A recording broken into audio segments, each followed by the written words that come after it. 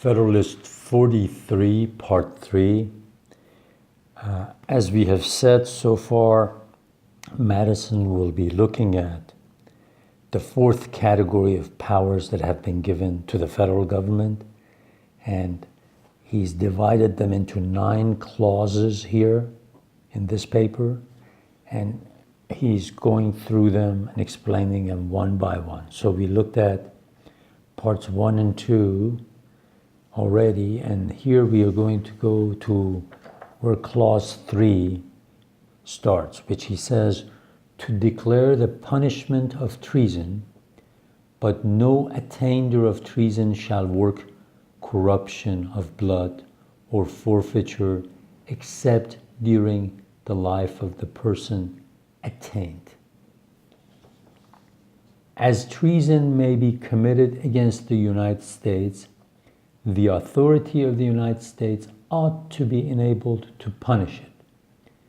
But as newfangled and artificial treasons have been the great engines by which violent factions, the natural offspring of free governments, have usually wreaked their alternate malignity on each other, the Convention have with great judgment opposed a barrier to this peculiar danger by inserting a constitutional definition of the crime, fixing the proof necessary for conviction of it, and restraining the Congress, even in punishing it, from extending the consequences of guilt beyond the person of its authors.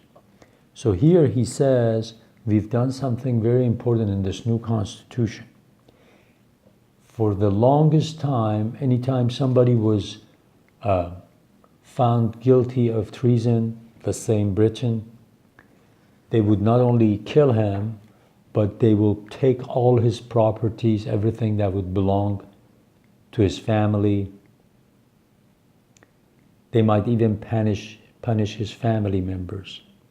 That's why he says, shall work corruption of blood or forfeiture except during the life of the person attainted. In other words, we have written now that this old system is wrong. Because a little further down, he says, the newfangled and artificial means these are things that have been thought up, created, concocted, just false accusations. Let's say somebody wants someone's property and they might accuse them of something and accuse them of treason. And if the person is found guilty on false charges, then they can take the property away from the accused families too. This is what it used to be. It says in this law, in this new Constitution, we have said no. If the person is accused, you can only find him guilty and not punish the family. That's why the very last part, it says, even in punishing it, from extending the consequences of guilt beyond the person of its author. Just the person who's been found guilty, you should just punish them, not other members of the family, or take all their property of the members of the family away.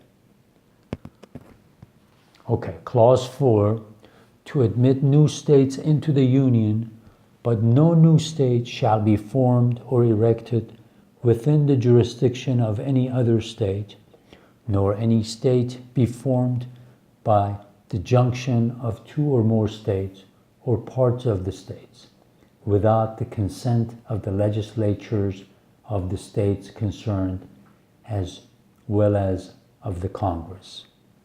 In the Articles of Confederation, no provision is found on this important subject. Canada was to be admitted of right on her joining in the measures of the United States, and the other colonies, by which were evidently meant the other British colonies, at the discretion of 9 states. The eventual establishment of new states seems to have been overlooked by the compilers of that instrument. We have seen the inconvenience of this omission and the assumption of power into which Congress have been led by it. With great propriety, therefore, has the new system supplied the defect. The general precaution that no new state shall be formed without the concurrence of the federal authority and that of the states concerned is consonant to the principles which ought to govern such transactions. The particular precaution against the erection of new states by the partition of a state without its consent quiets the jealousy of the larger states, as that of the smaller is quieted by a like precaution against a junction of states without their consent. I've already talked about this. This is carving up or cutting up part of a state and making a new state. It says federal government cannot do that without the states being the states that are going to give up part of their lands. You have to have their consent. They have to consent to it. They have to agree to it.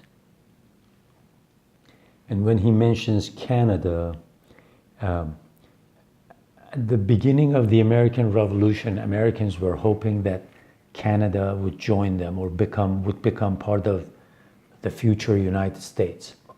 The Americans even tried to invade Canada, hoping that the Canadians would side with the Americans, but that did not happen. Also remember, when you're reading the Federalist Papers, as I've already said, one of the important events that led the states to send delegations to Philadelphia to write this new constitution was what had happened in the winter of 1786 with Shays's rebellion in western Massachusetts. So anytime they're talking about violent factions and things like that, that's fresh in the minds of those who wrote the Constitution, because they were afraid that if they don't write a constitution, a new constitution, these violent factions will pop up all over all the states because of different issues. So anytime you hear the violent factions or insurrections, that's part of what they're referring to. Okay, we go to clause 5. To dispose of and make all needful rules and regulations respecting the territory or other property belonging to the United States, with a proviso that nothing in the Constitution shall be construed as to prejudice any claims of the United States as of any particular state. This is a power of very great importance and required by considerations similar to those which show the propriety of the former. The proviso annexed is proper in itself and was probably rendered absolutely necessary by jealousies and questions concerning the Western territory sufficiently known to the public. Okay, because the next clause, clause 6, is going to be probably the most important one in this paper, and it's long. I better wait and read it for you in the next video.